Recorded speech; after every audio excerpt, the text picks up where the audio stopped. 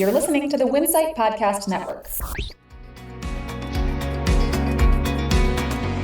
The strike at Canadian grocer Metro has now been going on for nearly a month with no end in sight. Vape maker Juul is undertaking a major round of layoffs, and Dollar Tree has signed a safety agreement with the Department of Labor.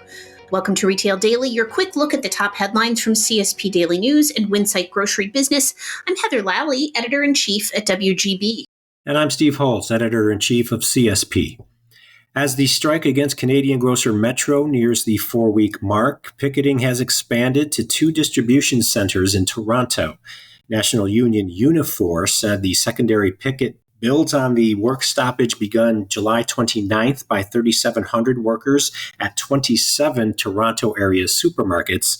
Metro blasted the latest action at the warehouses, noting the picketers were blocking fresh food deliveries.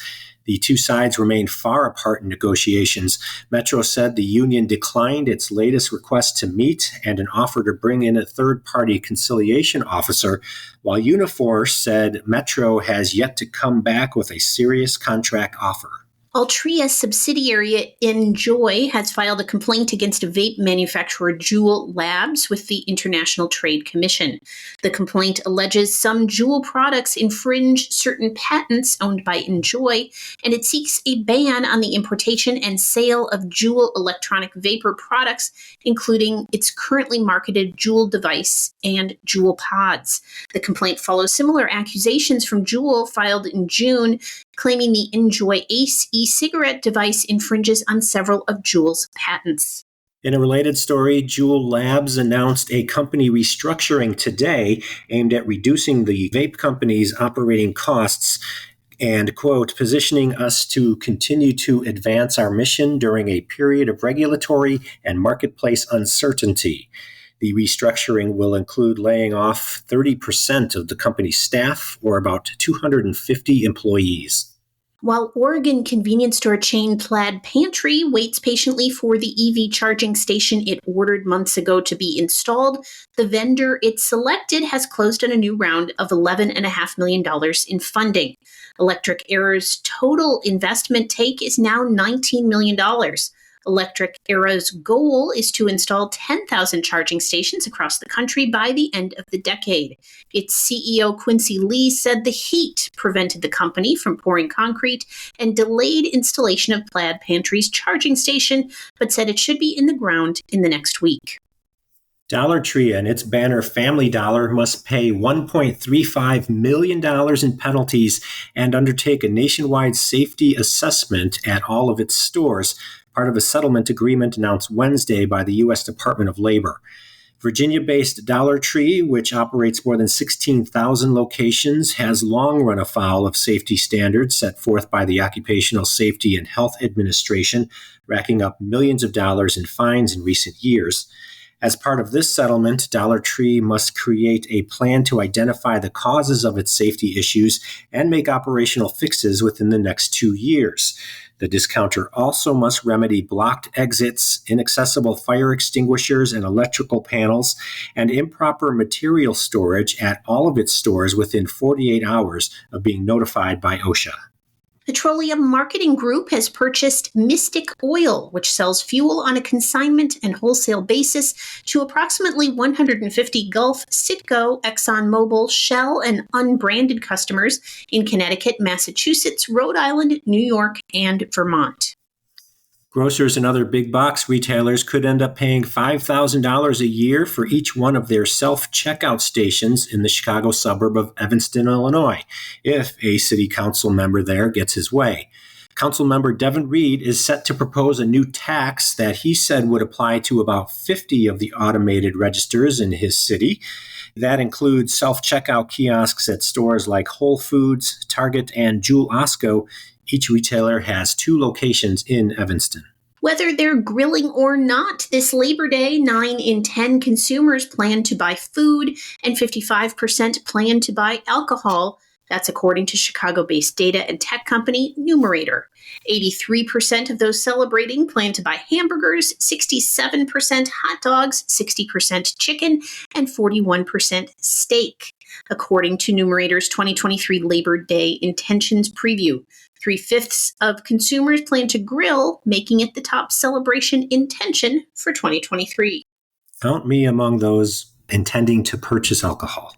There's no one-size-fits-all solution in developing the grocery store of the future, but a new study identifies 6 forces of change grocers should keep in mind as they grow their operations.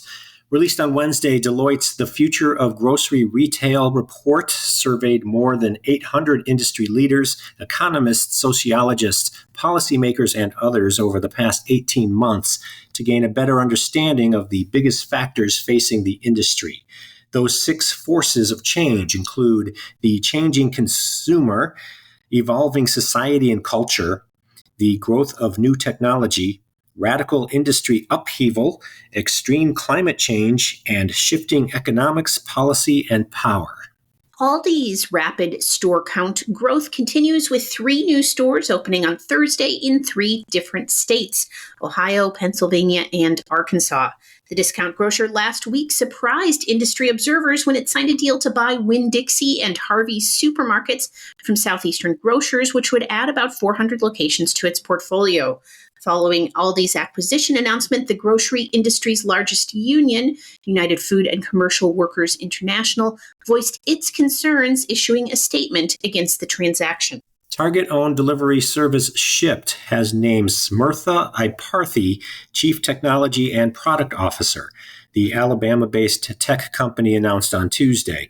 Iparthi, who previously served in Shipt's technology organization, quote, will have an expanded role in shaping the company's user experience and infrastructure, aligning product development with innovative technological advancements, and enhancing the overall experience for customers, shoppers, and partners.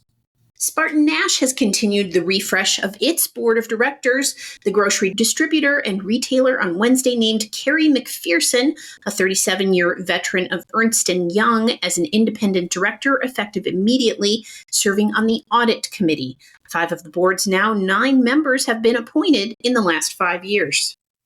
Smith Oil, a convenience store chain with 12 locations in Ohio and West Virginia, is launching an app with liquid barcodes to make it easier for consumers to pay for fuel. By encouraging consumers to connect their debit cards to the app, Smith Oil stands to bypass credit card swipe fees and save 2% on app transactions. To drive consumer adoption, Smith is offering 10 cents off per gallon purchased using the app. Jackson's Food Stores has launched a giving pump at all of its Shell-operated locations. Each of the purple-wrapped pumps allows customers to make a donation to the Boys and Girls Club charity local to each store. The donation comes from a portion of the revenues that pump generates. Walmart is intensifying its competition with restaurants. The retail giant on Wednesday said it is now making its hot rotisserie chickens available for delivery, while also debuting a new online recipe hub, as well as deals on meal solutions. Walmart said it currently sells 103 rotisserie chickens per minute. Seems like a lot. And that will do it for today's episode of Retail Daily. Subscribe on Apple Podcasts, Spotify, and more for your daily dose of retail news. For more on these stories, visit CSP Daily News or winsightgrocerybusiness.com. I'm Heather Lally. And I'm Steve Holt. Have a great day.